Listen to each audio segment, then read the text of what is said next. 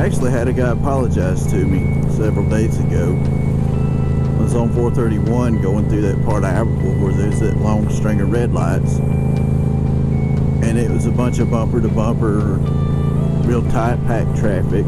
But everybody's jockeying for position and changing lanes, and there's this minivan. I'm riding like 700-800 feet behind him, and there's a couple cars between me and him.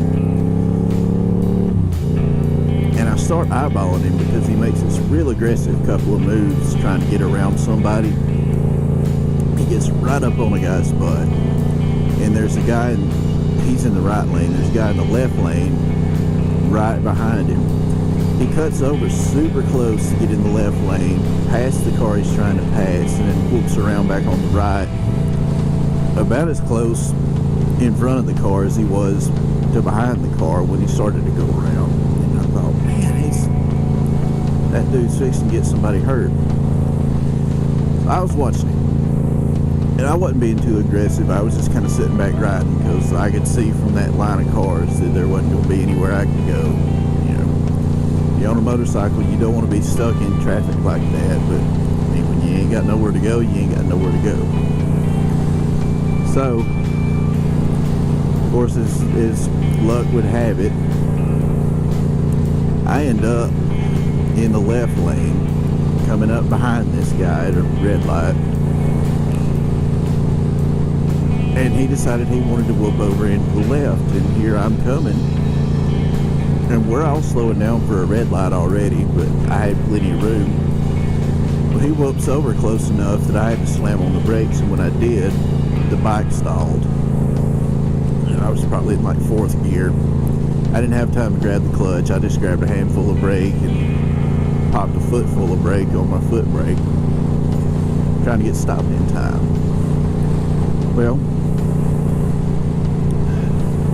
before I stalled, I revved at him pretty loud a couple of times, and then I looked up and noticed there's two little boys in the very, very back seat of that minivan.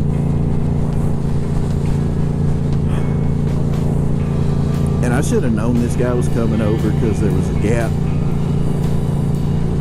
But anyway, that's partly on me for not seeing that coming, because I knew he was probably going to do it. Anyway, I revved at him real loud a couple of times, and then the bike stalled. Well, now I've got my hands full because this light's been red for a minute, and I know it's about to change. I'm trying to get back down to first gear and get the bike started back again. And I see out my peripherals, his driver's side window comes down, and he sticks his whole head out.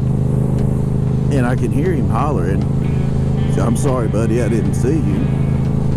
Well, I don't respond because I'm busy trying to make sure the bike's in first gear and trying to get it started back up so I don't get run over when the light turns green. Well, he hollers the same thing again, and I'm still busy, so I still don't respond.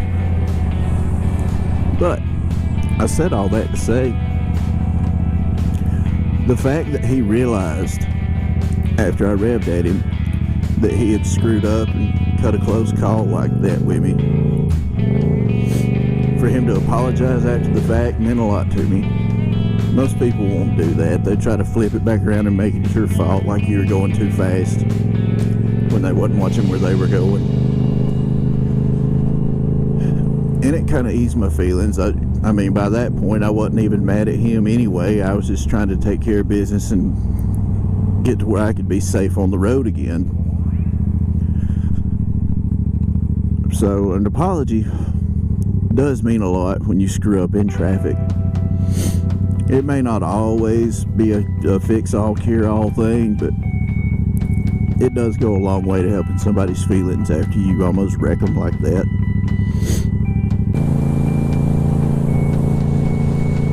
And I don't know if it's the actual apology that kind of smooths everything over, or if it's just that apologetic attitude of a wave or saying sorry or whatever. You know, it just kind of reassures me that you're not actually out trying to get me. You just made a mistake, and mistakes happen. I can't fault this guy for making aggressive moves trying to get through traffic, because I've done it 5 gazillion times. I still do it. You know, nobody wants to be stuck behind a bunch of idiots on 431. But the thing is,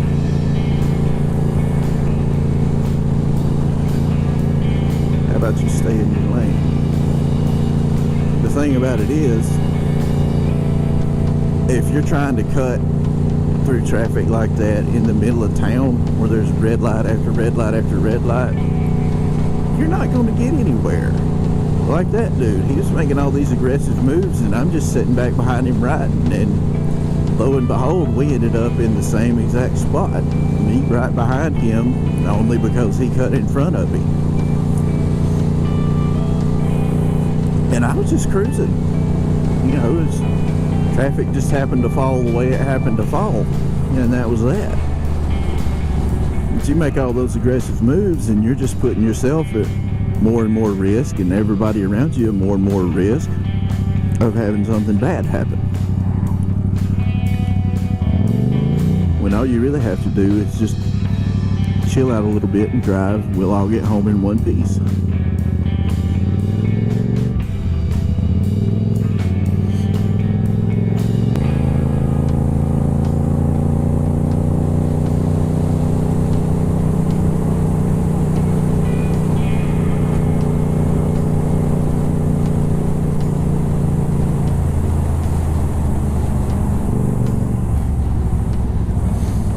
I don't know if y'all could see that or not, but that lady that was plumb over on my side of the road back there was writing a freaking text on her cell phone, doing something on it. She had it held up against the steering wheel looking down. But when you're on a motorcycle, your interest in knowing exactly what everybody around you is doing goes way, way up, and you start paying a lot more attention. You'll spot so much crap that people do stupid.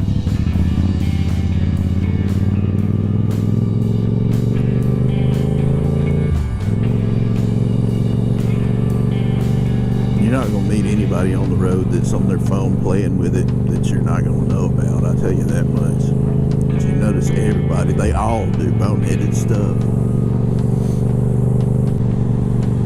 Usually when you spot somebody screwing up, doing something, whether it's driving across the line or going way too slow or using the brakes when they really don't have a reason to be using the brakes, or anything else that people do when they're not paying attention, normally by the time you think the words, I wonder what they're distracted by, you see the phone.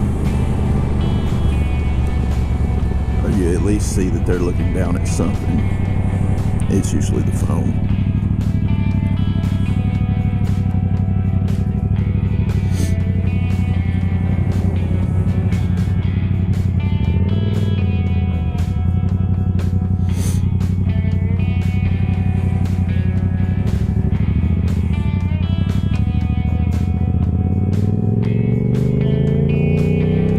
Came on out.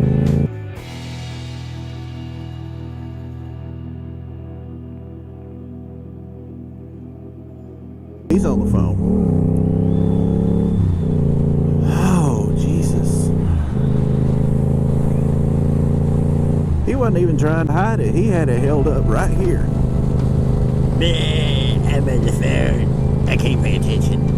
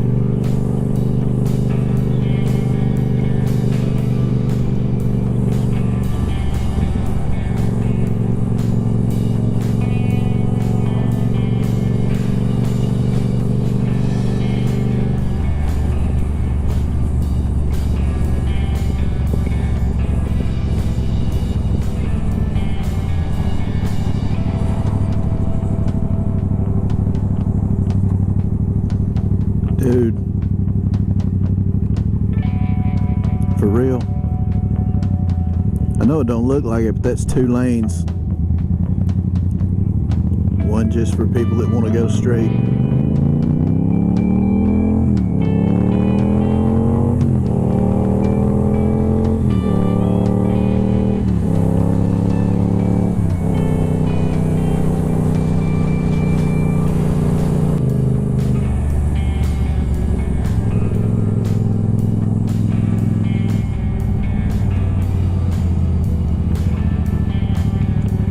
Now what's she playing with?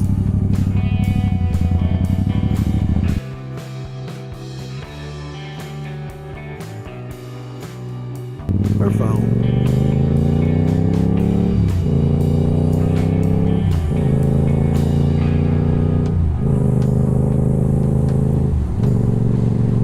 I don't know if y'all saw it or not, but that eye contact she was making with me when she knew I was coming and she finally realized I was there.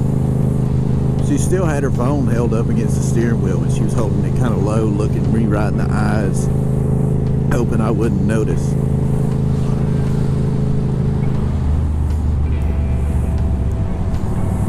Oh, people are silly.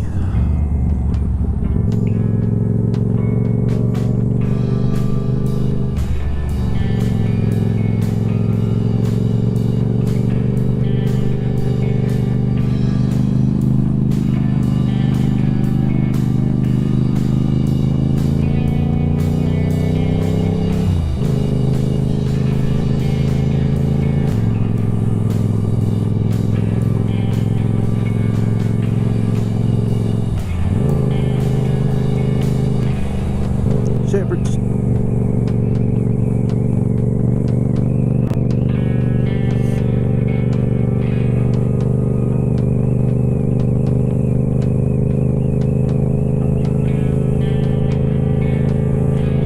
Alright, there's this car right up here in front of me and nobody else. And there was a lady in front of that house back there where I saw the German Shepherds on the front porch. I smell a cigarette coming from, so I guess it's this person in front of me. That's one of those things you only get on a motorcycle. You know, you get in your car, you can't smell somebody smoking 300 feet in front of you, 100 feet in front of you, whatever it is, unless you're sitting still. Still smell it, so I know it's you.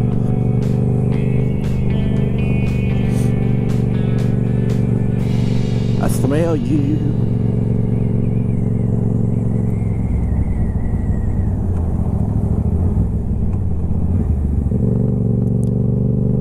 Smell what the rocket's cooking.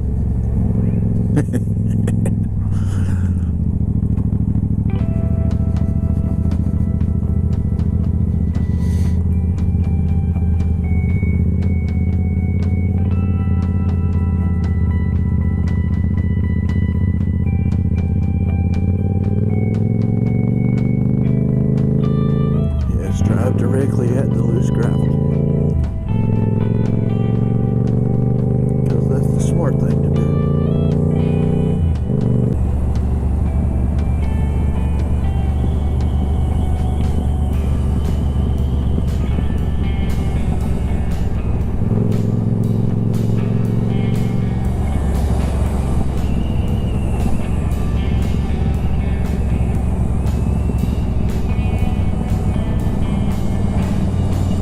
Shepherds are still on the porch. Hey, babies.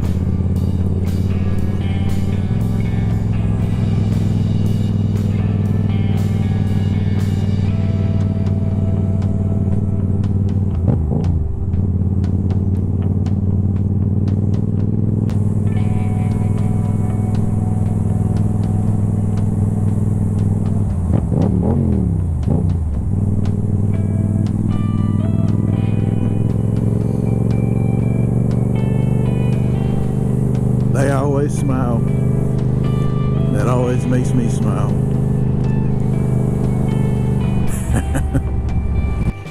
What y'all doing? What y'all doing?